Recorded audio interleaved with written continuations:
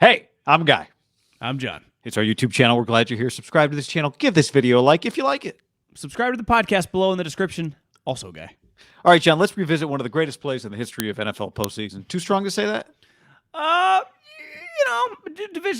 Best plays in divisional round history, Okay. maybe. We'll hear, courtesy of Cambiar, the voice of the great Greg Papa, voice of the 49ers. Let's listen and watch. Got 5 times last week in Dallas. They blocked the punt. They blocked the punt of Bjork as it's rolling free. And Talanoa Hufanga scored. Touchdown! San Francisco! Let's go! Let's just in our life, right? So we're 80s baby, so we're post Montana. You would say the Owens catch against the Packers to win a game against Steve Young would have to be really high, given they're both Hall of Famers, playing Brett Favre. And as we were getting ready for the Packer game, you brought up the stat. They had played 4 straight years. That was the 4th year, and they had lost the previous 3 years in the playoffs. So that was a pretty big deal, I'd imagine, if we could rewind. The Vernon Davis play against the just retired Sean Payton Saints, right?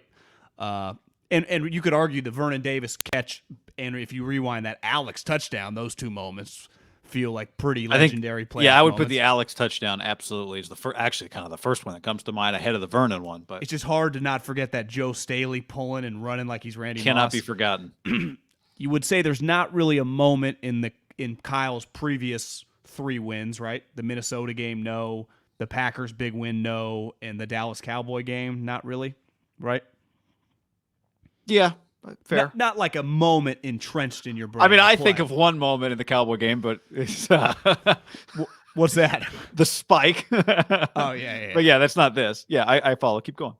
So you would I would put those 2 above this, but it is but this is like a moment like those, right? I mean, you would put it on a list with those, which is if we were doing a slideshow, on the I guess the internet streets used to do that. I don't feel like I see as many slideshows.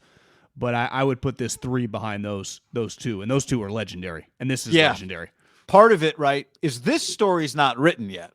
Like, if the 49ers were to go on to win the Super Bowl, there would have to be something in the NFC Championship game, probably. Then there'd have to be something in the Super Bowl, probably.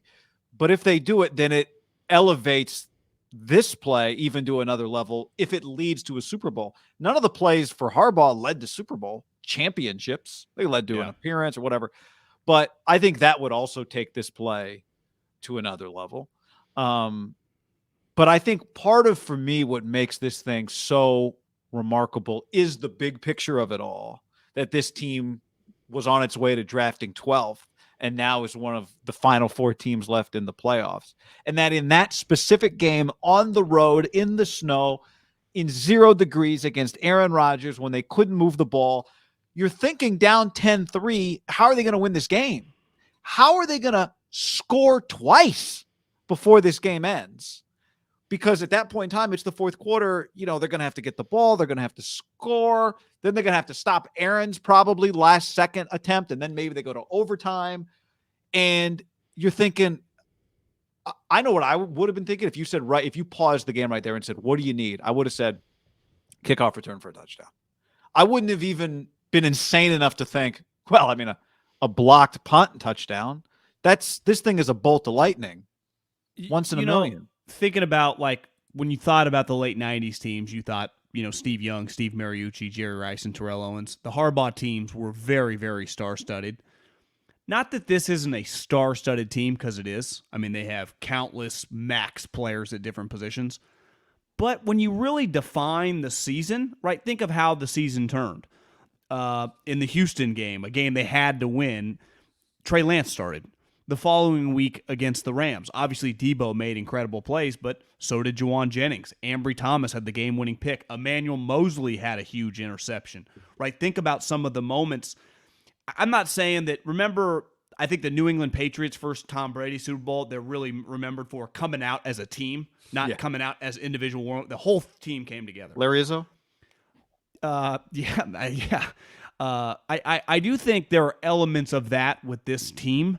Obviously, I think when you say the San Francisco 49ers, you think Kyle Shanahan, Nick Bosa, Trent Williams, Kittle. But like when you've really, like us or anyone watching this, watched every single moment, it's not Mahomes, Hill, and Kelsey doing everything, right? It's not Cooper Kupp having 140 catches, right? Or Aaron Donald being, he just makes sacks every play. Like, it's just not that. It's Jordan Willis. It's their defensive line, like everyone, rightfully so, is like, God, their defensive line is killing it. Same things were said in 2019. The difference was you had Buckner, who was a max player. You had Armstead, who was about to get $50 million. Dee Ford was just traded for a second-round pick and given $50 million. And you had the number 2 overall pick in the draft. So now you have Bosa, who's a star. Armstead, who I think is widely regarded as kind of been an underachiever the last couple years.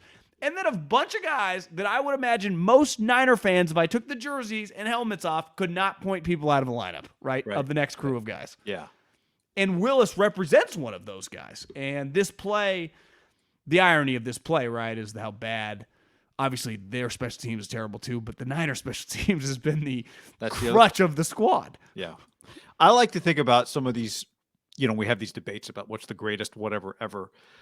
The way we really think about these things in life, like if I said to you, what are your favorite memories of your brother?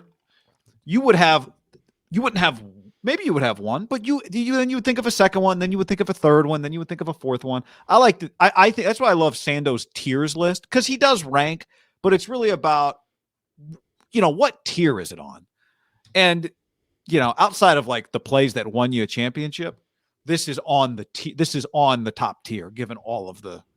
Now, is it number 1 or number 8? Well, some tiers have 10 things and some tiers have 3, but it's just on the top tier. Yeah. What would you say the greatest play in franchise history is, right? Is that catch. pretty cemented? Yeah.